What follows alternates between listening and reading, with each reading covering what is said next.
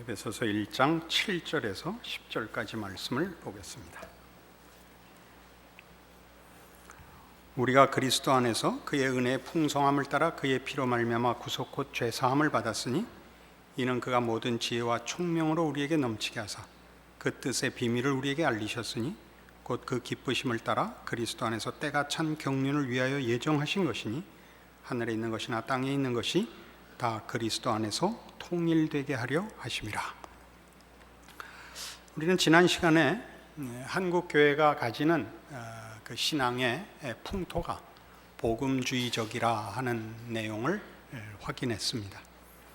복음주의는 그 신학적 뿌리를 종교 개혁으로 삼고 있고 신앙적인 그 내용을 교회 사안에 나타난 경건주의, 청교도 운동, 경건주의 운동, 부흥주의 운동 등의 그 전통을 가지고 있다 하는 말씀을 드렸습니다.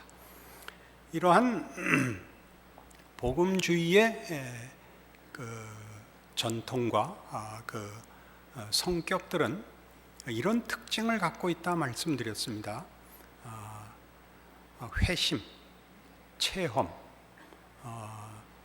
신앙 실천의 열정들이 복음주의의 큰 특징으로서 종종 복음주의는 그 특징이 본질을 대신하는 부작용을 낳곤 한다, 이렇게 거기까지 말씀드렸습니다. 그래서 그 부작용이 구체적으로 어떤 식으로 나타나는가를 우리 한국교회가 지금 가지고 있는 현실과 우리 모든 한국교회에 속한 성도들이 느끼는 것들을 이런 내용 속에서 확인해 볼 수 있으리라고 이 시간 생각합니다. 그 가장 중요한 부작용은 그래서 이런 체험과 열정 같은 것들이 특징으로서 그 본질을 대신하고 있는 탓에 신학이 실종되는 것이 가장 큰 부작용입니다. 신학이 실종된다는 것은 우리가 믿는 내용을 전체적으로 이해하고 소유하는 종합적이고 총체적인 이해보다는 체험하고 본인이 그 관심을 갖고 있는 부분에만 치중해서 전체 내용과 균형, 조화 이런 데 대한 약점을 드러내곤 합니다. 그래서 이 신학의 실종은 아주 한국교회에 커다란 문제를 만들어낼 것이고 이미 그런 부작용들이 이곳저곳에서 나타나곤 합니다. 우리가 한 사람의 신앙을 점검할 때나 어느 한 교회의 신앙을 점검할 때도 우리는 신학적이기보다는 열심히 있잖아, 뜨겁잖아 라는 잣대들을 더 먼저 사용한다는 것을 여러분 기억하셔야 됩니다. 그러니까 같은 신앙 고백을 해도 내가 믿는다든가 성경 말씀을 내가 신앙 고백으로 가진다 라고 할 때 그 목소리가 떨리고 이 얼굴이 변해야 믿지, 그냥 말을 하면 통 믿어주지 않는 우리의 전통이 되고 말았습니다. 이런 것들이 말하자면 이런 신학 실종을 가져오곤 합니다. 이런 신학의 실종은 복음주의가 가지는 특징 때문인데 몇 가지 나열을 하면 이렇습니다.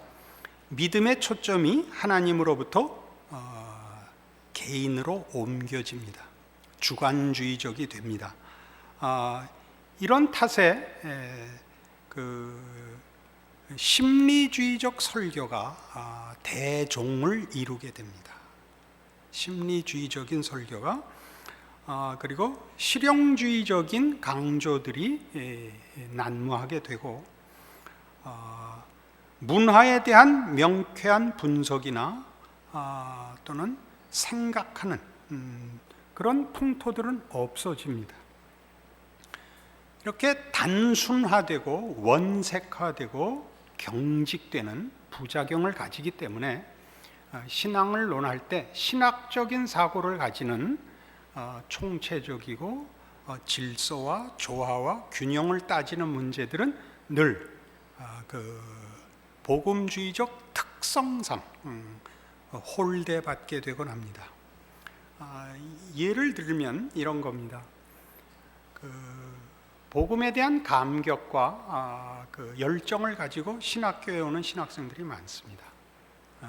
복음에 대한 열정이 하나님의 종으로서 자신의 생애를 바치겠다는 결심을 만들어냈을 것입니다.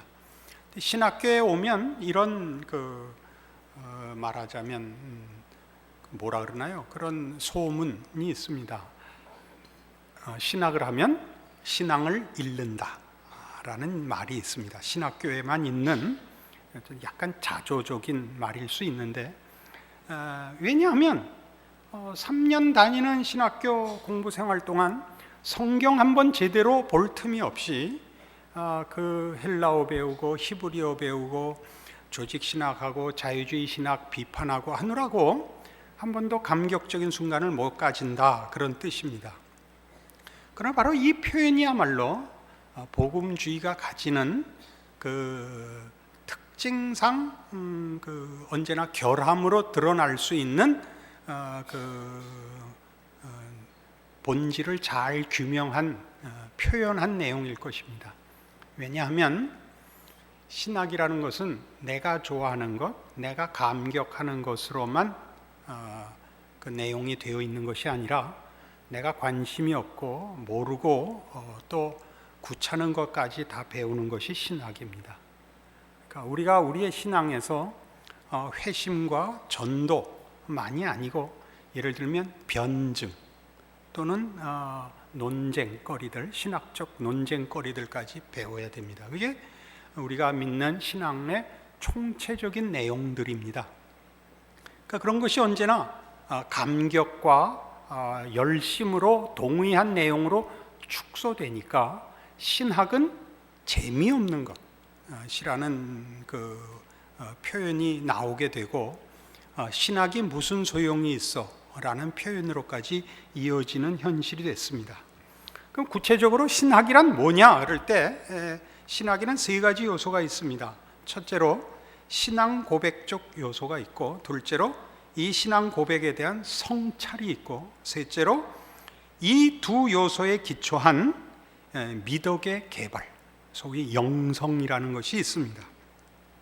신앙 고백이라는 것은 첫 번째 신학의 첫 번째 요소인 신앙 고백이란 교회가 믿는 내용으로 교리에 농축되어 있는 것들입니다. 우리 말하자면 유일하신 하나님을 믿는다, 유일하신 구원자 예수를 믿는다, 이런 신앙 고백들입니다. 이 권위적인 진리가, 이 권위적이라는 것은, 이것은 사람들의 합의나 무슨 논의에 의해서 결의된 것이 아니라 하나님으로부터 주어진 계시에 의하여 또 그 명령과 약속에 의하여 교회에 허락된 것입니다. 이 권위적인 진리가 기독교 생활과 실천의 중심입니다. 권위적입니다. 내가 합의하느냐 안 하느냐는 믿음을 가질 것이냐 말 것이냐의 문제이지, 믿음의 내용은 말하자면 성경에 기록된 대로 하나님께서 요구하신 대로이지 우리와 합의하는 것이 아닙니다. 이 지식이 없으면 교회를 하나님의 백성으로 정의하는 내용이 빠져버립니다. 이 교리가 없다면, 이 신앙 고백이 성경에 기록된 것으로 하나님이 주신 권위적인 내용이 없다면, 우리가 신앙으로 고백해야 되는 것이 없다면 교회라는 것은 하나님의 백성일 수가 없게 됩니다. 믿음과 예배와 그 생명의 유지와 선포와 봉사의 수단을 잃게 됩니다. 이런 모든 것들은 이 권위적인 교리들, 신앙 고백에 근거해서만 나오는 것들입니다. 이것이 신앙 고백적 요소입니다. 두 번째, 이 신앙 고백에 대한 성찰이라는 부분은 이런 권위적인 말씀이 그냥 다만 명령으로, 다만 법으로 요구되는 것이 아니고, 하나님의 말씀을 받는다는 것이 무슨 뜻인지를 이해하고자 하는 지적 싸움을 내포하는 것을 신학이라고 합니다. 그러니까 신앙 고백이 다만 외우라는 것을 외우고 반복하는 것이 아니라 우리가 이해하고 항복하고 하는 그 노력과 또 그런 내용을 가지는 것을 신학적 성찰이라고 합니다. 그것은 하나님의 성품과 행위와 의지를 계시하시려는 하나님의 의도가 명료하게 드러나는 것을 말합니다. 이런 것들이 명료하게 드러나야 되는데, 과거에 하나님이 교회 가운데 일하시고 역사하신 사실에서부터 현재의 교회의 중심을 찾아 과거의 영적인 부요를 모으며 현재를 절대화하지 않고 상대화해 줄 수 있도록 만드는 반성적 성찰입니다. 현재를 절대화한다는 것은 지금 우리의 현실이 그것이 기준이 아니고 역사 전체를 통하여 검증된, 그리하여 하나님의 말씀이 의도한 바를 긴 세월에 걸쳐서 확인한 것으로 기준을 삼는 이런 성찰을 신학적 성찰이라고 합니다. 세 번째로 삶의 지혜 혹은 영성이라고 하는 세 번째 요소는 기독교적인 실천이 신앙 고백의 기둥 위에 건설되는 것입니다. 또한 성찰의 발판에 둘러싸이게 만드는 지혜를 구성하는 덕목입니다. 이것이 영성입니다. 영성이라는 것은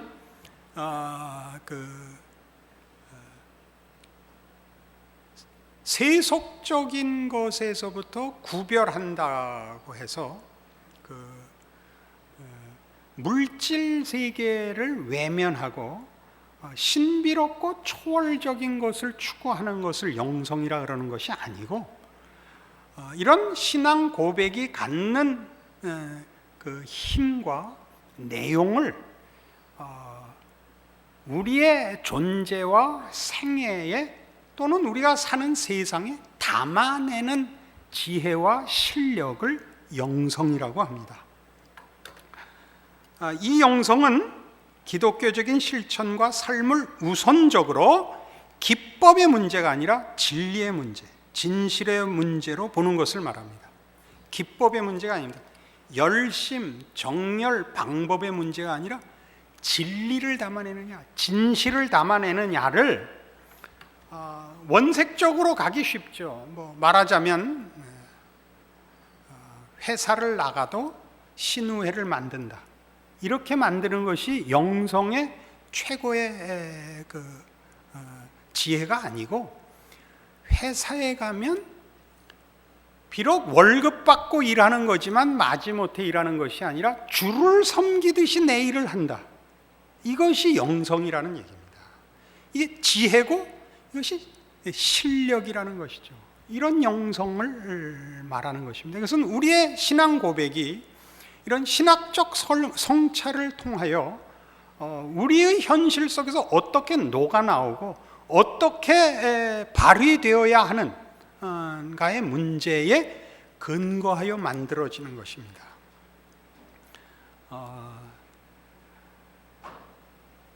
생각과 실천이 연합하는 그런 것을 영성이라고 합니다.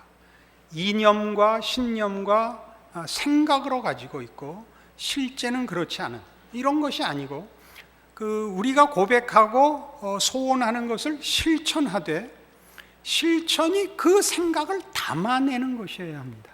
이건 상당히 어려운 싸움일 것입니다. 이 부분은 우리가 한국교회가 두고두고 이제 더 많이 연구해야 됩니다.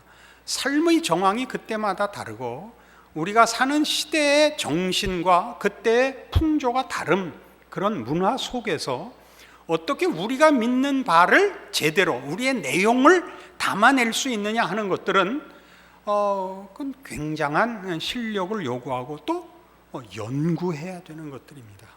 이런 일들이 너무 없습니다.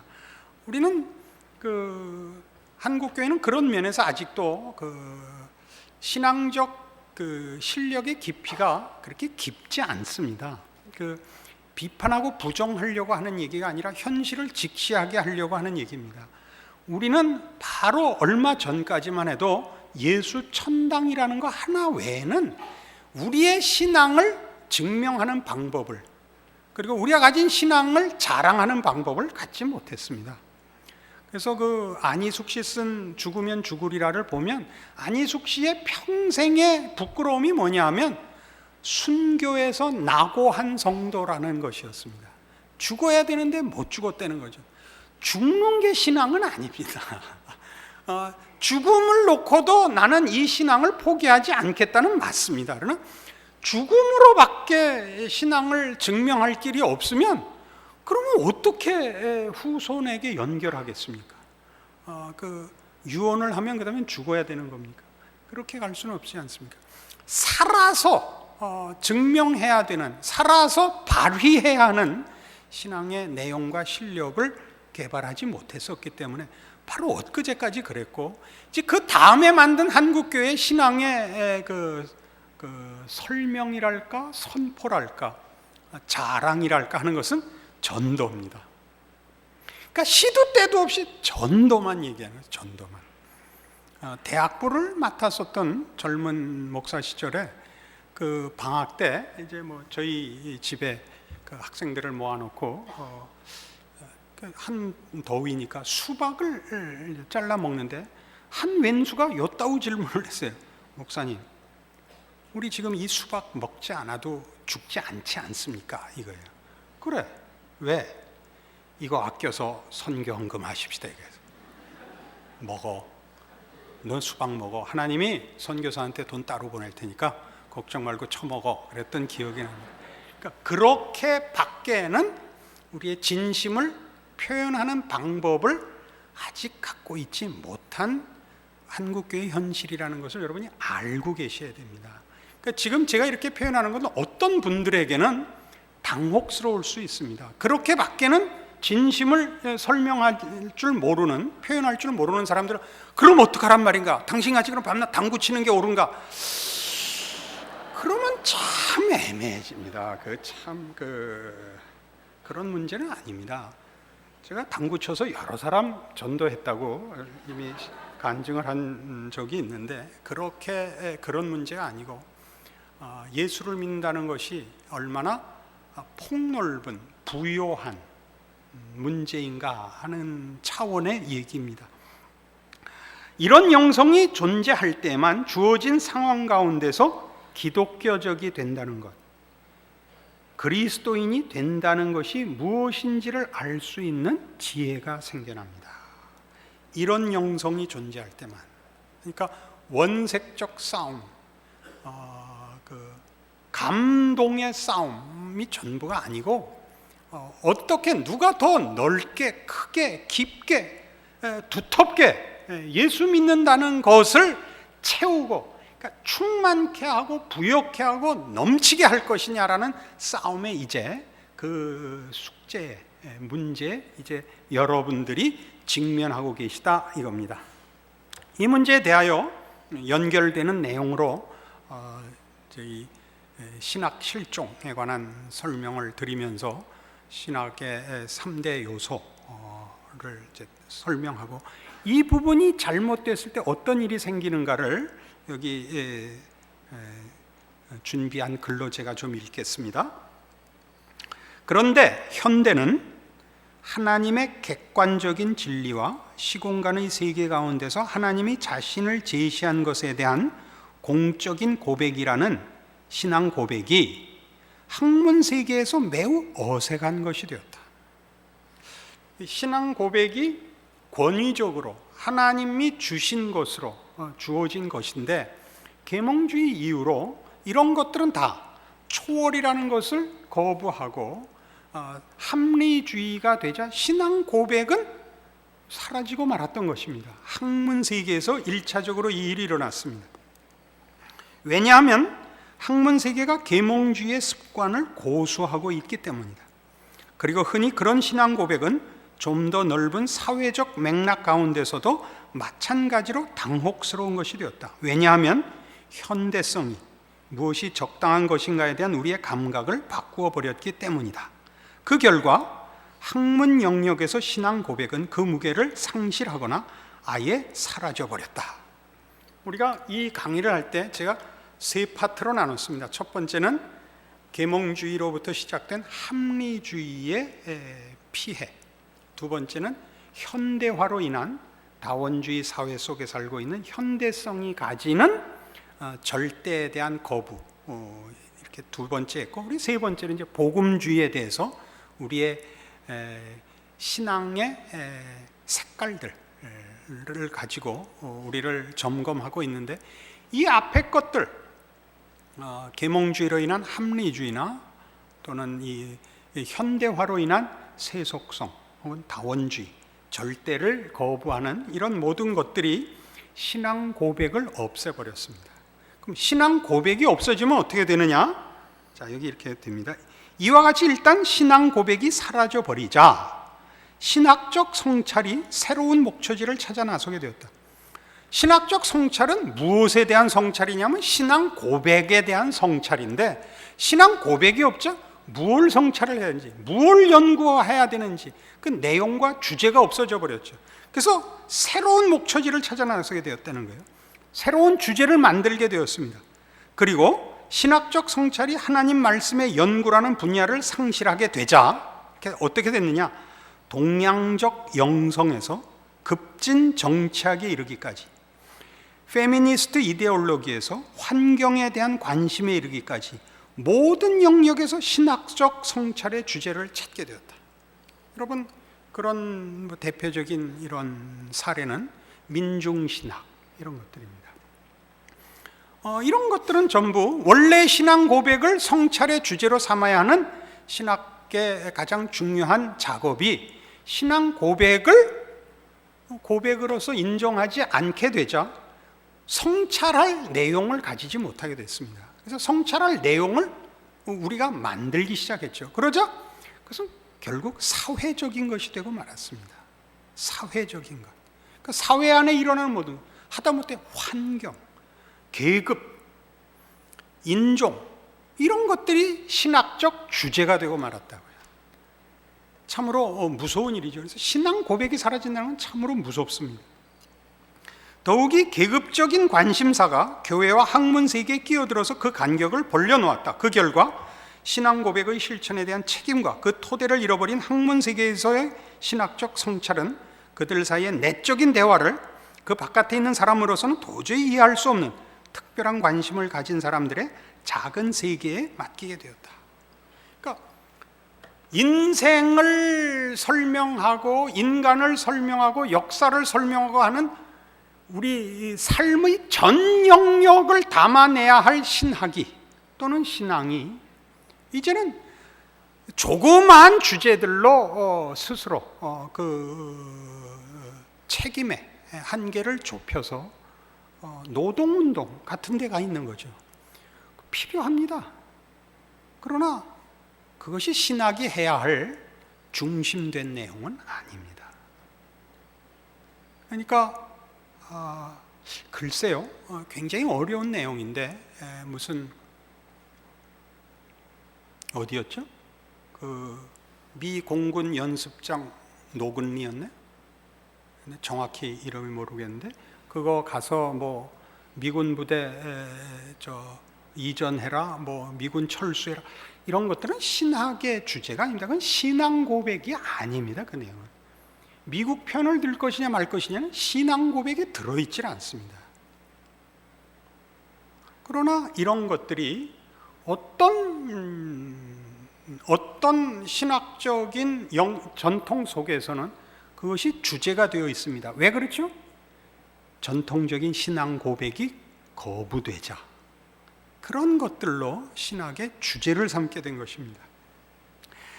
그리고 교회는 어떻게 됐느냐면 심리치유의 시대가 가져온 만병통치약이 신앙 고백을 대신하게 되었습니다. 심리치료, 설교가 심리학화되면서 기독교 신앙의 의미는 개인화되기 시작했다.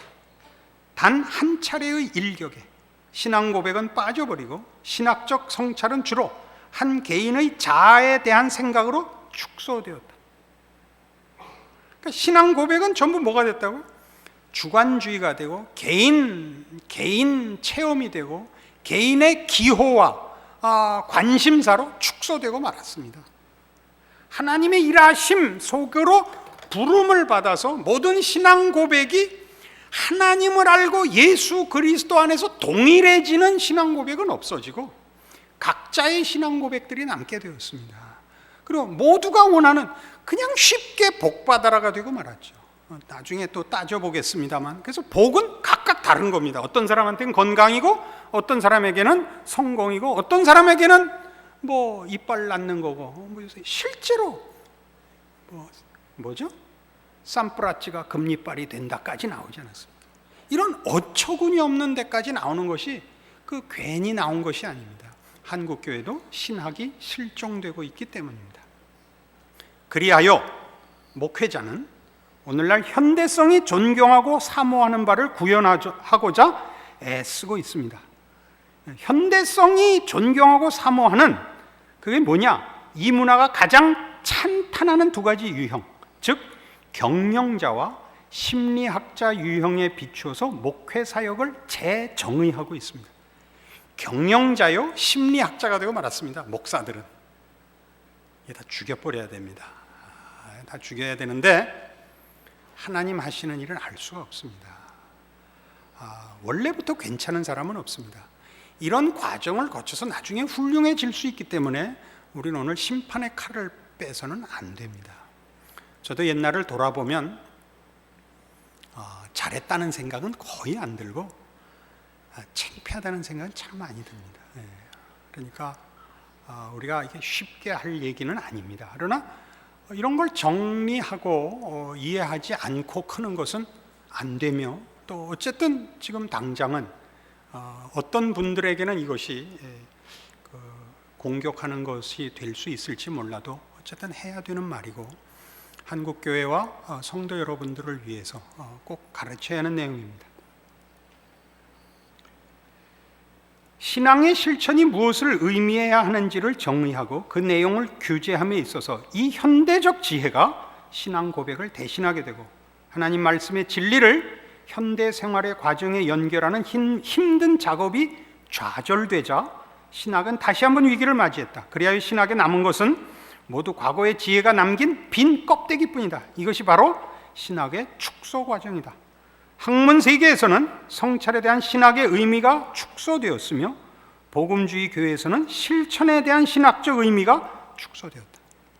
성찰에서는 성찰할 신앙 고백이 없어졌고, 교회에서는 실천이라는 것이 그 고백한 내용으로의 실천이 아니라 각자 자기 만족을 위한 실천밖에 남는 것이 없게 됐습니다. 얼마나 크게 이 부작용이 드러나고 있는가를 아신다면 사실은 말이죠, 겁이 납니다. 이래갖고 정말 한국교회가 다음 30년 내에 남아날까, 그런 생각이 납니다. 그러나 어느 시대나 사실 기독교는 좋았던 적이 없습니다. 교회사를 보면 늘 이번 시대엔 망하는구나, 그런 속에서 하나님이 개입하셔서 교회를, 신앙 고백을 존속시킨다는 사실을 알게 됩니다. 그래서 이런 강의를 하지만 무슨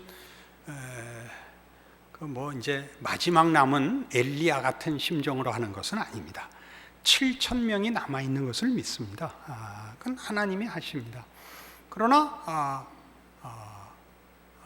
좀 더 부유한, 그리고 올바른 신앙과 실천과 그 내용을 소유하기 위해서 필요한 작업이라, 이렇게 다시 한번 확인하면서 이 내용을 나누고 있습니다.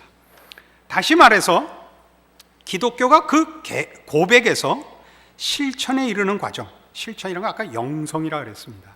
영성이라는 건 우리가 하는 고백이 이 나의 삶의 환경 속에서 어떤 모습과 방법으로 그 내용을, 그 본질을 드러낼 수 있는가에 관한 문제였습니다. 가장 중요한 성찰마저 무너지게 된 겁니다. 그러니까 성찰은 뭐에서 무너졌죠? 고백에서 무너졌죠. 신앙 성찰할 신앙 고백이 무너지자 신학적 성찰이라는 것은 필요 없는 주제들을 찾아 나설 수밖에 없는데, 이 성찰이 결국 그 정당한 신앙 고백을 재료로 하여 성찰을 하지 못하니까 뭐가 없어진다고요? 영성이라는 건 찾을 수 없게 됐다, 이런 얘기입니다. 이런 성찰이 무너지자 고백은 가장 원색적이고 경직된 형태로만 존재하게 됩니다. 그러니까 한국 교회의 신앙 고백과 그 신앙 실천, 영성을 보시면 가장 원색적이고 경직되게 남습니다. 그러니까 늘 묻지만, 말씀드리지만, 구원 확신이 있는가? 이것밖에는 물을 줄 모르고, 제가 이제 목사라 그러면 그 교회는 선교사를 몇 명 파견했는가? 선교 헌금을 얼마나 1년 예산에 넣는가? 이렇게밖에는 물을 줄을 모릅니다. 생텍쥐베리 어린 왕자에서 그 얘기했다 그랬죠. 어른들은 그 집이 벽돌로 진 이쁜 집이고 잔디밭이 깔렸고 거기 수선화가 피고 창가에 이쁜 꽃을 놨다 그러면 전혀 못 알아듣고 30억짜리에 그러면 금방 알아듣는다. 그걸 기억나시죠? 그러니까 지금 우린 그렇게 됐다고요. 그 교회가 어떤 교회냐는 몇 명이 모이느냐, 어떤 일을 하느냐, 1년 예산이 얼마냐, 이렇게 얘기하면 알아듣지, 그 교회가 정말 영성이 살아있느냐, 그 교회 교인들이 신앙생활을 제대로 하느냐라는 건 묻지를 않습니다.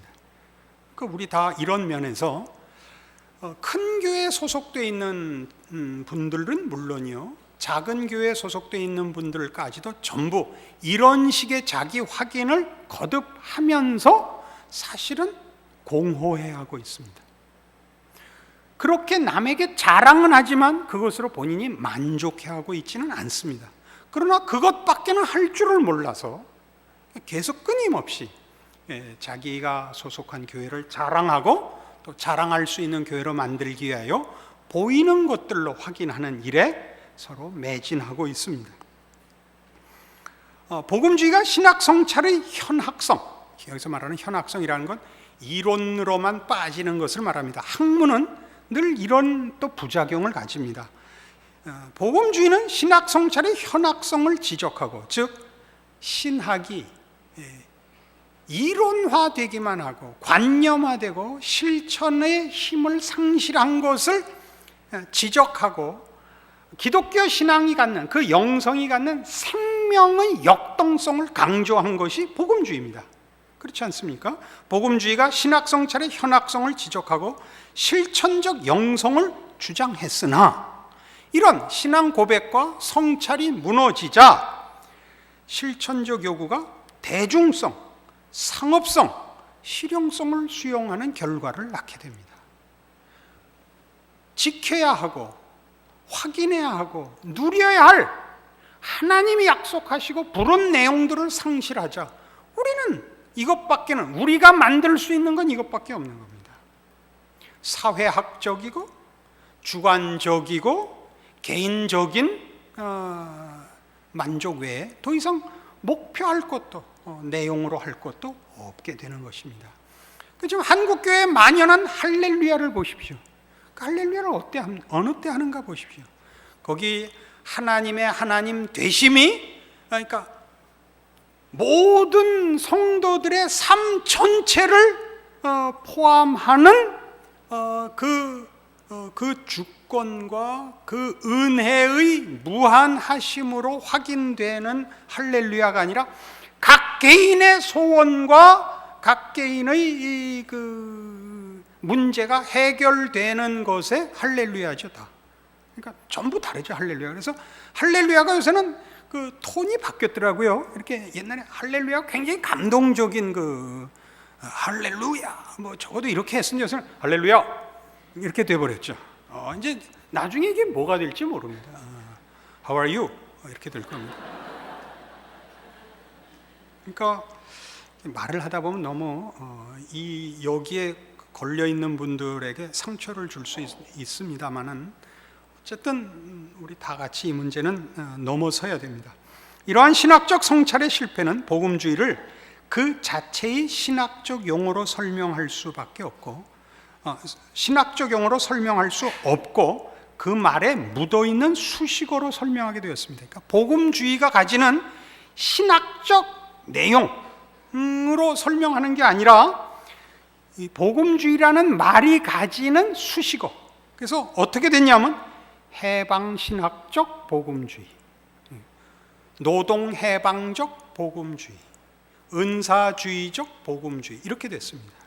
그러니까 요즘 그 내다 붙이는 벌써 꽤 된, 이제 한 20년 이상 한국교회가 가지는 전통이 됐습니다만, 집회 안내 플랜카드를 보시면 우리가 추구하는 것들, 은사, 치유, 성령 충만, 모든 기도 응답, 대은사 집회, 이렇게 됐죠. 그러니까 수식어로 되어 있다니까요. 본질은 없어졌어요. 본질은 없어져서 1차적으로 우리 입맛에 맞는데 영혼 깊은 만족이 없다니까요. 이걸 잃으면 교회는 교회일 수 없게 됩니다. 처음에 얘기한 것 같이 신앙 고백에 빠지면 교회는 교회일 수 없고 성도들은 성도일 수 없게 됩니다. 그러니까 참 심각한 문제이죠. 결국 이러한 모든 문제는 현대 복음주의가 세속화된 탓입니다. 어떻게 하다 이렇게 세속화되었는가는, 어떻게 하다는 우리 따질 필요 없습니다. 세속화됐다는 걸 알아야 됩니다. 세속화됐다는 것은 인간을 만물의 척도로 생각하는 세속적 휴머니즘으로 기독교의 가장 중요한 기준을 삼게 되었다, 그런 뜻입니다. 그래서 앞에서도 잠깐 언급했다시피 하나님과 자아에 대한 견해가 바뀌었습니다. 하나님이 주인이 아니고 우리가 주인이고, 하나님은 우리의 소원을 이루어주는 그죠, 우리보다 더 큰 힘을 가진 종이 됐습니다. 그렇죠? 인간 본성에 대한 성경의 설명을 부인합니다. 죄인이라는 말을 부인하고 자기 중심적 개인주의와 세속적 자율성으로 우리의 신앙의 원리를 삼고 있습니다. 자기 중심적 개인주의와 세속적 자율성이라는 것은 이게 말이 좀 이렇게 글 쓰는 표현입니다만, 여러분 이해할 수 있는 대표적인 예가 적극적 사고방식입니다. 적극적 사고방식이라는 것은 믿음과 다른 겁니다. 믿음은 믿음의 대상에 관한 것입니다. 적극적 사고방식은 자기를 격려하는 것입니다. 할 수 있어. 할 수 있어. 할 수 있거든이 무슨 말이냐? 믿는 자에게는 능치 못할 일이 없느니라는, 거기서 믿음의 동원은 나를 부추기는 것이 아니라 믿음의 대상인 하나님이 무엇이든지 할 수 있다는 데 뿌리를 둔 것인데, 할 수 있거든이 무슨 말이냐를 자기한테다 하는 거죠. 자기한테다.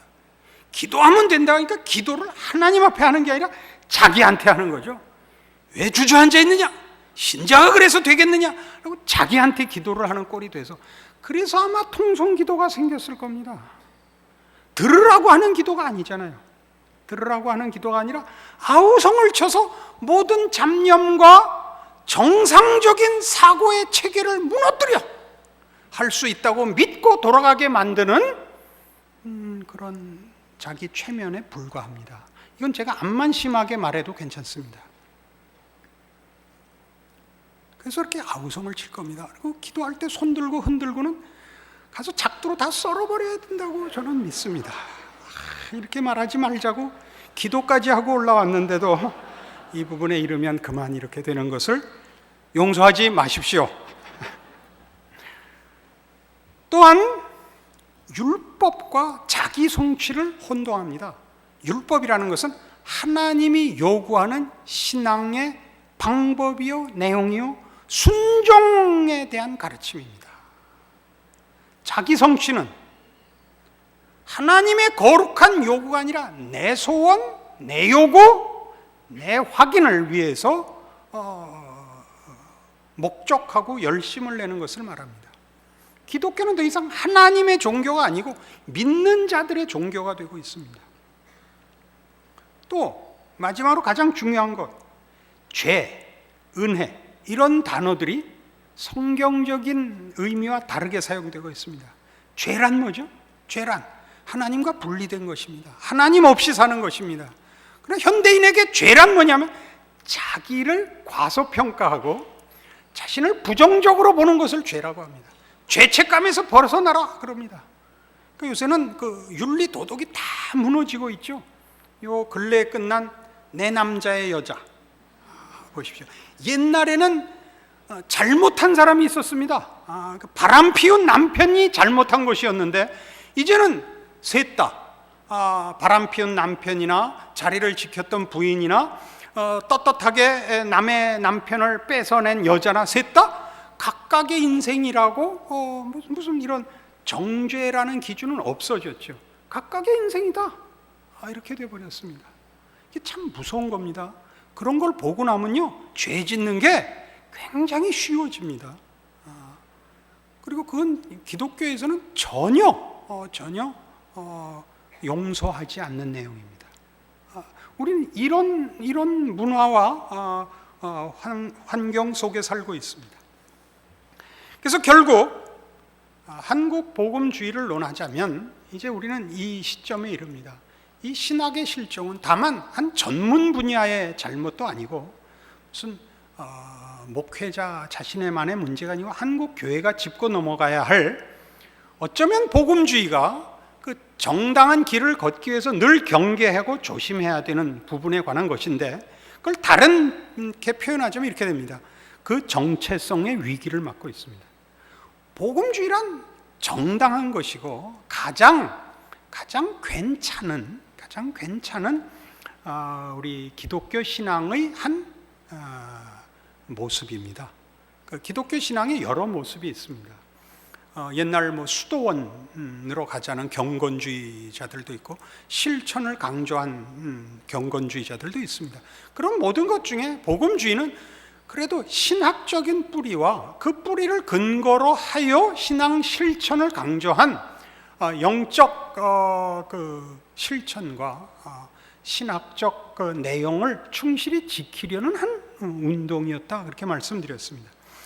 그럼에도 불구하고 거듭 강조하지만 그 특징들이 본질을 대신하는 부작용은 늘 경계해야 되고, 아차 하면 이미 걷잡을 수 없는 부작용의 자리에 온다, 이 얘기를 하는 중입니다. 그러니까 복음주의의 본질에 관하여 우리는 늘 신경을 곤두세우고 관심을 가지고 애써서 지켜내야 합니다. 복음주의의 본질이란 복음의 내용입니다. 복음의 내용이 뭐냐 하는 것이죠. 복음의 내용은 어떤 논리나 체험에 우선하는 하나님의 능력과 은혜와 약속에 관한 것입니다. 이것이 복음입니다. 복음주의라는 것은 이 복음입니다. 그 복음이 구원을 베푼다, 그 복음이 사람을 복되게 한다 라는 것 이전에 그것은 하나의 결과들이고 현상들이고, 본질은 뭐냐면 하나님이 우리를 구원하시려고 그 아들을 보내요. 우리를 예수 그리스도 안에서 구원하시고 복 주시고 하나님의 자녀로 삼으시는 일을 시작하셨고 지금도 하고 계시고 기어코 승리하신다 하는 것이 복음의 본질입니다. 이 내용이 놓쳐지면 안 됩니다. 이 내용 속에는 뭐가 있냐면 하나님이 누구신가와 우리의 현실이 무엇인가가 있습니다.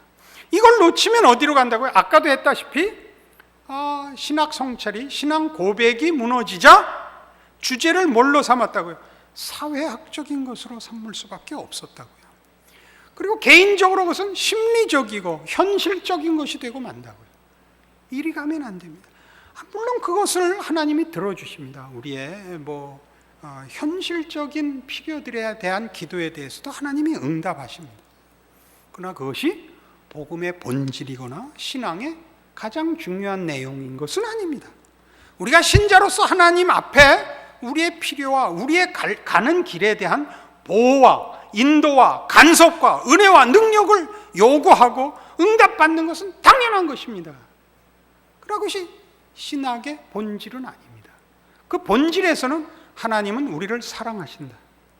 하나님의 성도가 되면 하나님의 인도하심과 보호하심을 받는다로 자리매김하고 있는 것이지, 내가 얻은 복을 너도 얻어라, 내가 한 경험을 너도 경험해라가 복음주의의 본질이 되어서는 안 된다 이겁니다. 복음의 복음된 내용의 확보는 신학에 관한 것이며, 이 내용이 각 개인 영혼에 확인되는 것이 은혜며 신앙일 것입니다.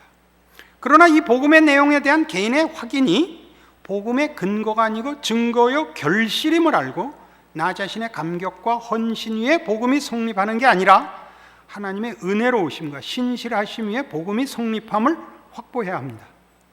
무슨 말인지 아시겠죠?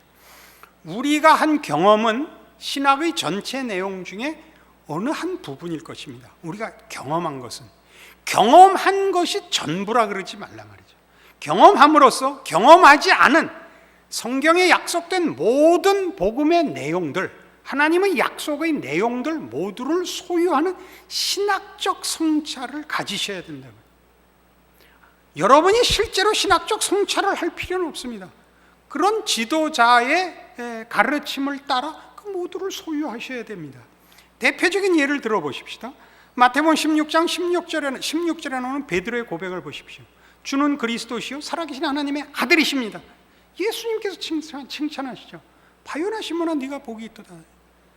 이를 알게 하니는 하늘에 계신 내 아버지시니라. 그래서 어떻게 이 반석 위에 내가 교회를 세우노라. 천국 열쇠를 네게 주리니 너희가 매면 하늘에서도 매이고 너희가 풀면 하늘에서도 풀리리라. 그리고 음부의 권세가 이기지 못하리라 합니다.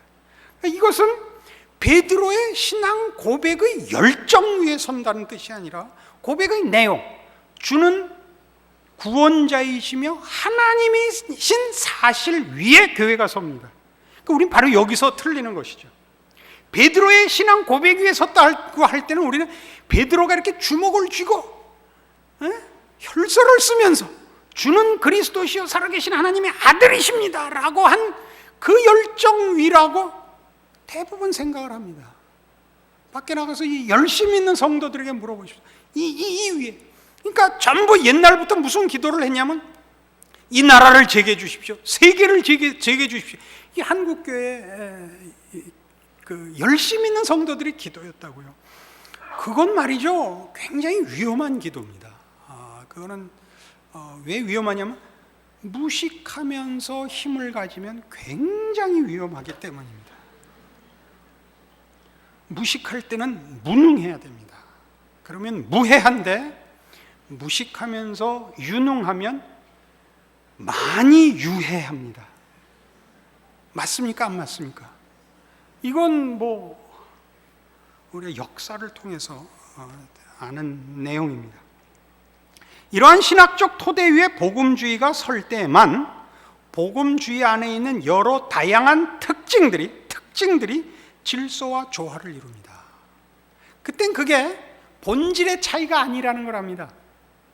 특징의 차이라는 걸 압니다. 누구는 믿은 기억이, 구원받은 기억이 체험으로, 사건으로 확인되어 있는 사람이 있을 것이요, 누구는 그렇지 않은데 동일한 신앙 고백을 하는 사람이 있을 수 있다는 걸 알게 되고, 동일한 신앙 고백 위에서 하나님이 어떻게 한 사람을 항복시키는 과정이 다르며, 또 한 신앙 고백 속에서 어떻게 국산 사자 은미체를 가르치게 하는가를 알게 됩니다.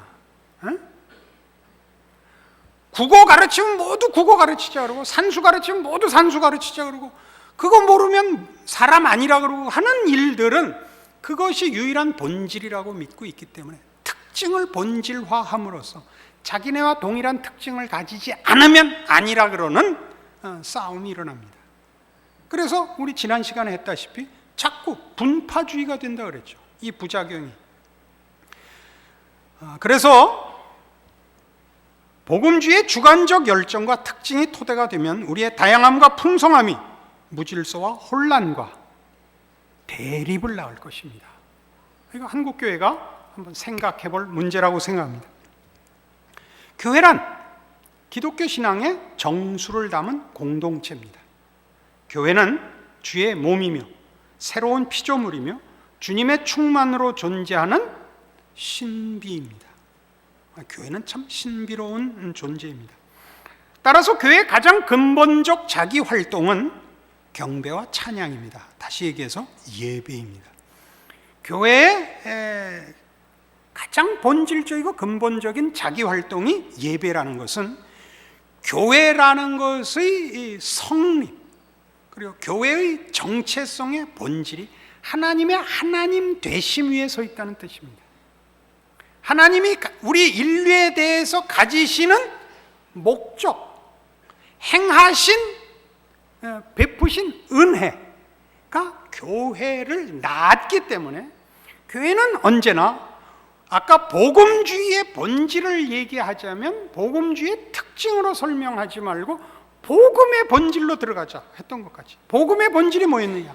하나님이 우리를 구원하여 자기 자녀 삼아 영광을 받으시려 한다라는 것이 복음의 본질이었듯이, 그래서 복음주의가 그 본질을 회복하고 정체성을 회복하려면 복음의 본질로 가야 하듯이, 교회의 본질이 뭐냐 할 때는 하나님께서 우리의 아버지가 되시고 우리를 자기 자녀 삼으시고 구원을 베푸사 허락하신 충만이 교회입니다. 그러니까 교회의 근본적 자기 활동은 예배입니다.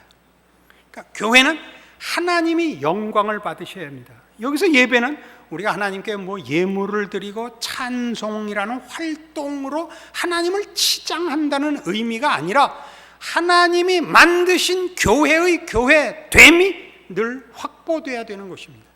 그러니까 달라야 되는 것입니다. 존재로서 달라야 합니다.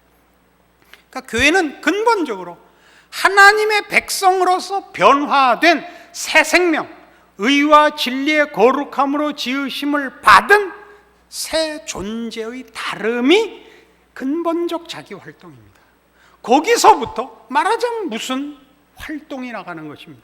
구제, 봉사, 전도, 선교, 무슨 활동이 나가는 것입니다. 그러나 우리는 지금 활동이 본질이 됐다 이겁니다. 대표적으로 우리는 복음을 전하는 일, 전도하는 일이 그 특징이 최고의 본질이 되어서 전도가 신앙이다, 전도 안 하는 교회는 교회도 아니다까지 와 있습니다. 이것은 그렇게 주장하는 의미를 우리가 모르는 바가 아닙니다. 그건 분명히 교회가 해야 할 중요한 임무일 것입니다. 그러나 그것마저도 근본적인 교회의 자기 활동은 아닙니다. 교회란 무엇을 하기 전에 그것을 할 수 있는 존재로서의 만족과 감격과 항복이 있어야 된다 이겁니다.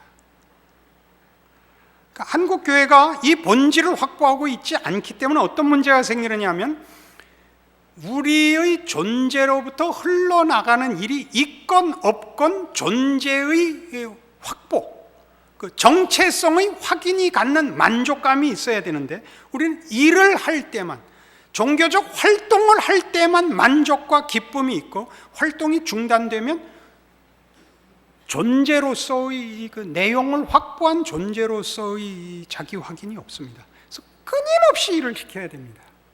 돌아야만 되는 팽이처럼, 돌아야만 서 있는 팽이처럼, 돌지 않으면 쓰러지는 팽이요, 달려야만 서 있는 자전거처럼, 달리지 않으면 자전거가 넘어지는 것처럼 우리 끊임없이 교인을 돌려야 되는 겁니다. 교인 스스로도 끊임없이 일을 해야만 신자인 것 같고 신앙생활을 하는 것 같고 내비두면 어쩔 줄을 모릅니다. 어쩔 줄을 몰라요. 저희는 여름 수양회를 가면 우린 수양회를 철저히 놀러 갑니다. 왜냐하면 평소에 하도 열심히 신앙생활을 하기 때문에 1년에 한 짧은 기간을 내서 쉬러 가고 교제하러 갑니다. 이렇게 가면요 대부분의 성도들은 어쩔 줄을 모릅니다. 그래서 이번에는 여러분이 요청을 해서 행사위원장에게 신문고를 두들겨서 이 탄원을 해왔습니다. 통성기도 한번 하자고. 기어코 통성기도는 못했습니다. 그 시간마저, 그 기도 시간은 허락했으나 그 기도 시간마저 통성기도를 왜 해야 되느냐고 악을 써버리는 바람에 그저 잠잠히 기도회를 했습니다. 통성 기도를 해야 될 때가 있을 겁니다. 모두가 하나의 주제를 놓고 해야 되는, 울부짖어야 하는, 한 마음으로 한 내용을 울부짖어야 하는 때가 올 수도 있습니다. 그러나 그런 거는 안 오는 게 좋습니다. 그래서 국난이 닥쳤다든가 한국 교회가 이제 숨어야 된다든가 하는 절체절명의 위기에 따른 것이지, 지금은 생각하고 넓히고 깊혀야 하는 때입니다. 그러니까 통성기도 하자 그러지 마십시오. 교회가 자신의 정체성을 증거할 때에만 초월과 종교적 형태로 스스로를 제한하는 우를 면하게 됩니다. 이 교회가 뭐냐, 신앙이 뭐냐 하는 것을 제대로 된 신학적 성찰로 가지고 있어야 서두에도 말씀드린 바와 같이 우리가 처한 환경 속에서, 삶의 정황 속에서 기독교 신앙을 담아내는 지혜와 실천의 실력을 기를 수 있습니다. 그런 연구와 노력이 없으면 우리는 기독교 신앙을 증거할 때 스스로 원색화되고 단순화되듯이 남에게도, 타인에게 기독교를 설명하려면 초월을 부르는 수밖에 없습니다. 다른 식으로는 설명할 길이 없기 때문에 초월을 부르게 됩니다. 초월을 부르게 된다는 거 아시겠죠? 그러니까 사소한 일에 하나님께서 직접 나타나셔서 불을 내려주시기를 바라게 됩니다.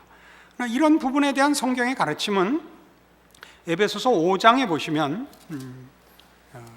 5장 18절에 이런 유명한 말씀 있죠. 술 취하지 말라, 이는 방탕한 것이니 오직 성령의 충만을 받으라. 그래서 성령 충만은 초월적인, 내용상 초월적인 것이지만 그 성령 충만이 초월적인 사건으로 묘사되고 있지 않고 자연적인 사건, 연습하고 훈련해야 되는 것으로 묘사되어 있습니다. 집에 가셔서 에베소서 5장 전체를 읽어보시면 이 18절에 이르도록 생각하라, 분별해라, 깨어있어라, 연습해라의 반복 속에 그 결론으로 성령 충만이 등장하는 것을 보게 됩니다. 특별히 18절 자체에도 성령 충만을 뭐와 비교하느냐 하면 술 취하지 말라와 대비시키는데, 술에 취한다는 것은 방탕한 것으로 부도덕하다는 뜻이 아니라, 방탕은 여기서 낭비한다는 뜻입니다.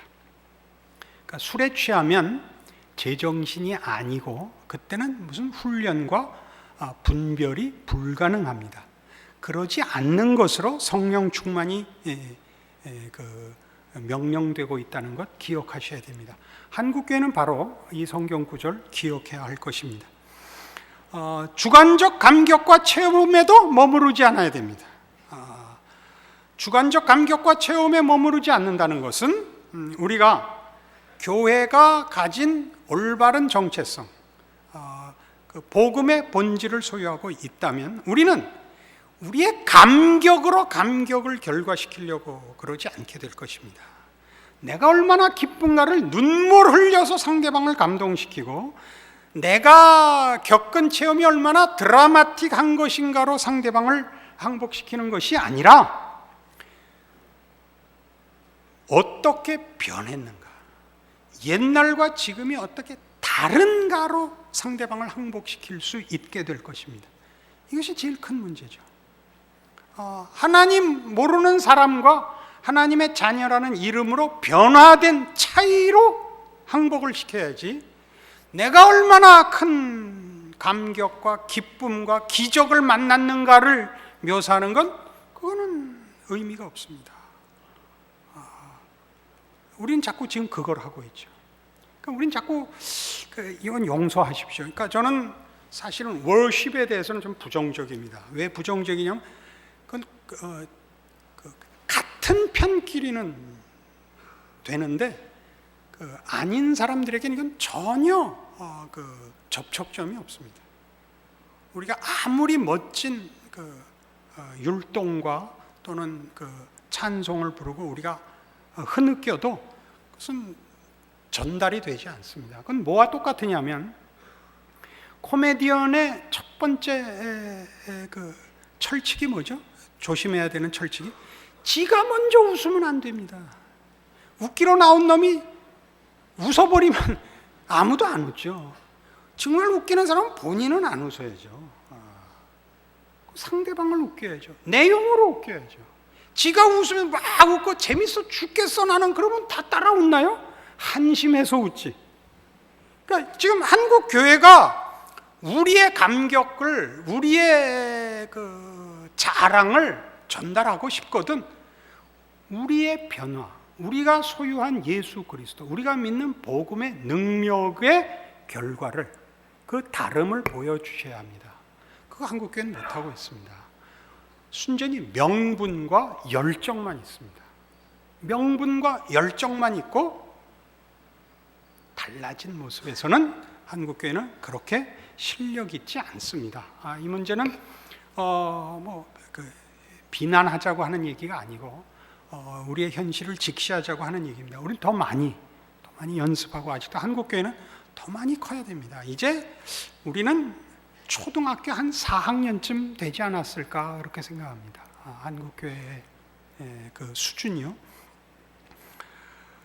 그러니까 이런 내용들을 우리가 다 확인해 보면 우리는 조금 더 구체적으로 이런 한국 교회의 현실, 신학적, 신앙적 수준, 또 복음주의가 가진 강점들이 오히려 부작용을 낳는 문제들에 대하여 우리가 정말 그 문제점들을 확인하고 그런 차원에서 우리가 위기에 있구나라는 생각을 아니할 수가 없습니다.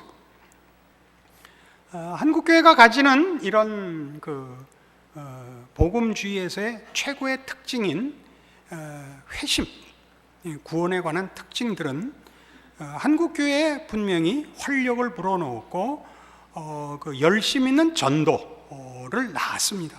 이건 100번 칭찬 들어 옳습니다.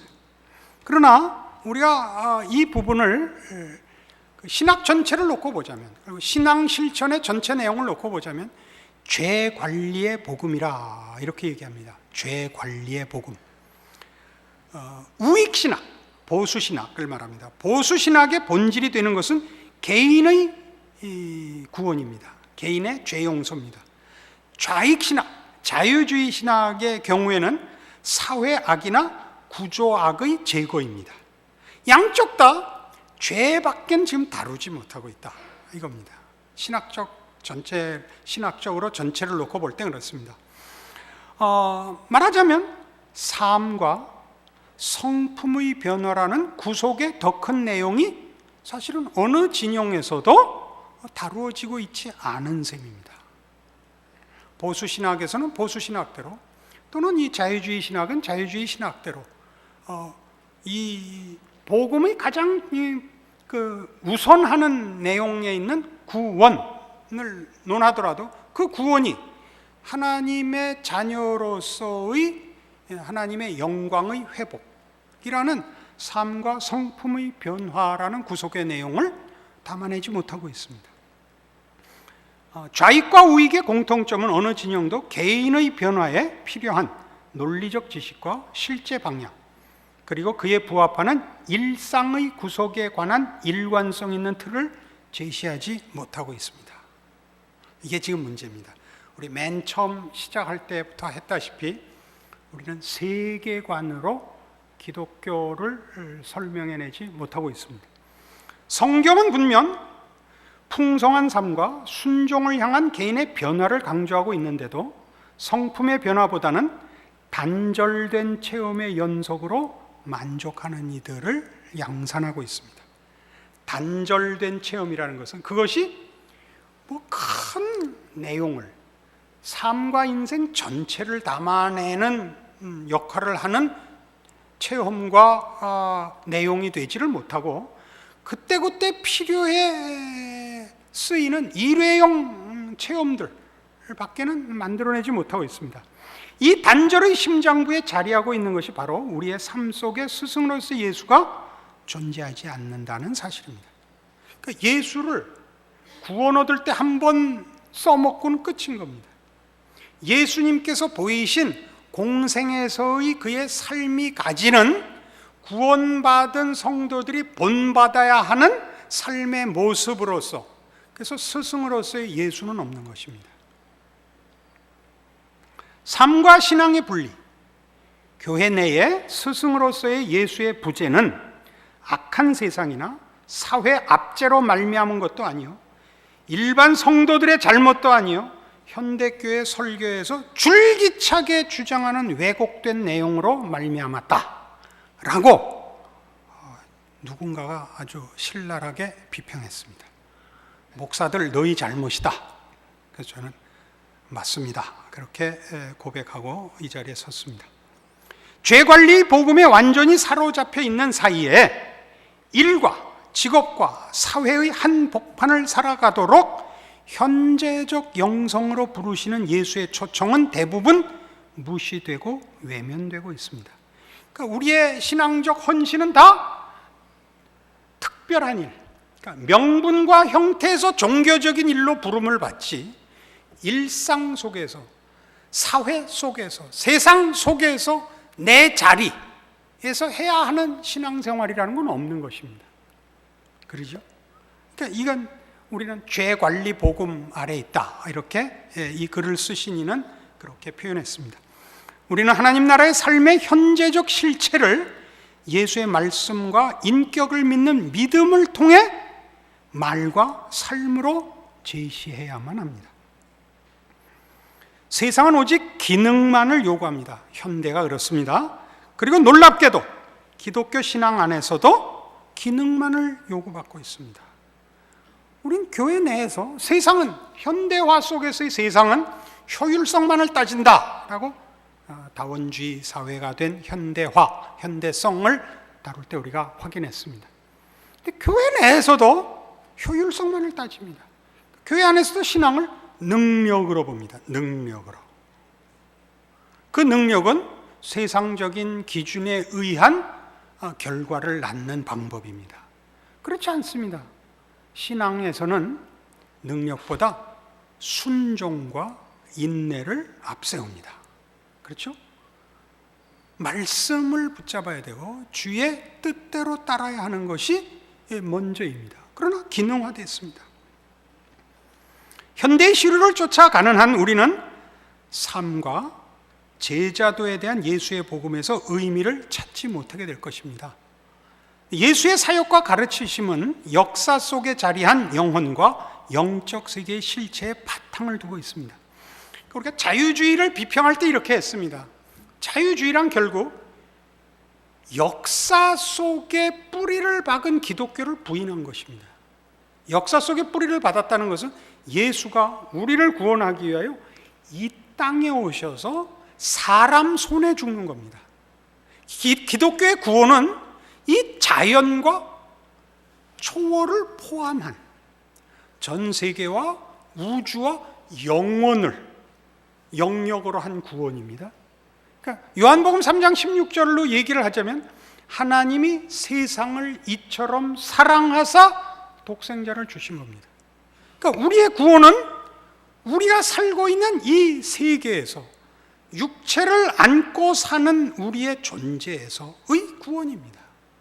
우리는 아직도 완성된 천국을 부여받고 있지 못하기 때문에 대적들 사이에 아직도 죄가 관영한 현실 속에 살고 있지만 우리는 구원받은 하나님의 백성으로 우리의 육신과 인생과 존재를 바쳐 새 사람으로 살아야 할 책임을 지니고 있는 것입니다.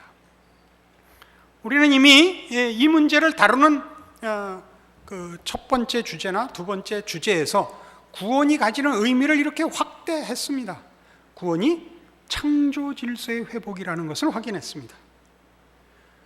우리는 구원받음으로써 내세적이고 종말적으로만 구원을 확인하는 것이 아니라 구원을 받는 순간부터 내가 서고 내가 가고 내가 활동하는 모든 무대 속에서 하나님이 지으신 창조 세계를 변화시키는, 그리고 하나님의 주권에 순응하여 사는 자로 다르게 살도록 구원을 받았다는 것을 확인했습니다. 마찬가지로 이 구원은 하나님과의 화목이며 연합이며 이웃과의 화목이며 연합이라는 사실을 확보했습니다. 그렇죠. 그것이 지금 얘기한 요한복음 3장 16절에 말하는 하나님이 세상을 구원하시려고 예수를 보냈다는 말씀일 것입니다. 그것이 오늘 제가 시작하면서 본 에베소서 1장 7절 이하의 이 말씀입니다. 우리가 그리스도 안에서 그의 은혜의 풍성함을 따라 그의 피로 말미암아 구속 곧 죄사함을 받았으니, 이 모든 한국교회 교인들이 잘 그 뜻을 이해하는 구절입니다. 그러나 이 구속은 이는 그가 모든 지혜와 총명으로 우리에게 넘치게 하사 그 뜻의 비밀을 우리에게 알리셨으니 곧 그 기쁘심을 따라 그리스도 안에서 때가 찬 경륜을 위하여 예정하신 것이니, 이 구원은 예수 안에서 하나님께서 허락하셨고 알게 하신 것인데, 그 구원은 10절 하늘에 있는 것이나 땅에 있는 것이 다 그리스도 안에서 통일되게 하려는 구원입니다. 새 하늘과 새 땅은 나중에 올 것입니다만은 우리는 그 나라에서 사는 삶의 동일한 자세와 원리와 내용을 지금 살도록 부름받고 있습니다. 지금은 완전한 천국이 아닙니다. 그러나 우리는 하나님의 백성으로서 하나님의 통치를 받고 보호를 받고 인도하심을 받는 자로서는 사실은 천국 속에서 삽니다. 고통과 슬픔은 아직 남아있지만 하나님의 통치 아래 있다는 사실에서 우리는 새로운 존재고, 우리로 인하여 세상이, 하나님이 세상을 어떻게 영광스럽게 복되게 만드셨는가를 보일 수 있는 유일한 하나님의 자녀들이요, 일꾼들인 것입니다. 이것이 구원이요, 기독교 신앙의 가장 중요한 핵심이요, 영성입니다. 신앙의 이해와 과정 또는 단계 또는 그 관심사에서 우린 견해가 다를 수 있습니다. 그러나 그 모두가 기독교 신앙의 전체 내용 속에 있다는 것을 서로 알아야 됩니다. 우리는 특징과 관심사를 가지고 서로 배척해서는 안 됩니다. 그리고 무엇보다 이 전체를 아우러서 세계관을 세우고 우리가 현재 살고 있는 이 시대와 이 민족 앞에서 하나님의 사람은 어떻게 다른가를 초월적 궁극적 심판의 자리로서 이전에 지금 당장 하나님이 만든 인간은 원래 어떤 인간이며 그 인생은 어떻게 복된 것인가를 증언해낼 수 있어야 된다는 책임을 지고 신자여야 하고 교회여야 할 것입니다. 이 숙제가 여러분들에게 있는 것입니다. 한국교회가 여기에 올 때까지 순교와 피로 그 신앙을 지켜왔고, 집하라 교회죠, 교육시켜 여러분을 여기까지 인도해 왔습니다. 그때 이제 여러분들은 컴퓨터나 하고 인터넷으로 살짝 설교 듣고 땡땡이 치고 그러시면 안 됩니다. 우리 선조들이 피 흘려 신앙을 지킨 것 이상으로 여러분 시대에 여러분들이 맡아야 할 기독교의 진리를 지키고 그 영성을 지키며 하나님의 영광을 드러내는 숙제도 만만치 않습니다. 이래 여러분들이 아무쪼록 하나님께서 복 주시고 시작하신 한국교회에 베푸신 은혜와 뿌리 내리신 그 복들이 더 무성해지고 충만해지는 역사가 있도록 여러분 복된 하나님의 자녀로서 훈련되고 준비하시고 기도하시기를 부탁드립니다. 기도하십시다. 하나님 아버지, 은혜를 감사합니다. 하나님께서 이 나라 이 민족을 사랑하사 100여 년 전에, 아니 한 200년쯤 전에 이 나라에 복음을 허락하셨습니다. 그리고 여기까지 진심과 열심과 열정을 가지고 주를 섬기게 하셨습니다. 이제 주께서 이 땅에 허락하신 그 은혜와 복된 신앙 고백들이 열심과 충성을 뛰어넘어 실력 있는 깊이와 넓이와 높이와 두께를 가지고 주의 영광을 증언하며 모든 불쌍한 영혼들 앞에 하나님의 은혜의 손길로 서는 책임을 감당케 하시기를 구합니다. 이제껏 또 은혜로 한국교회를 지키신 것 같이 이후로도 하나님께서 이 나라 이 교회를 지키시는 줄 알게 하시는 역사로 이 나라를 지켜주시옵소서. 예수님 이름으로 기도합니다. 아멘.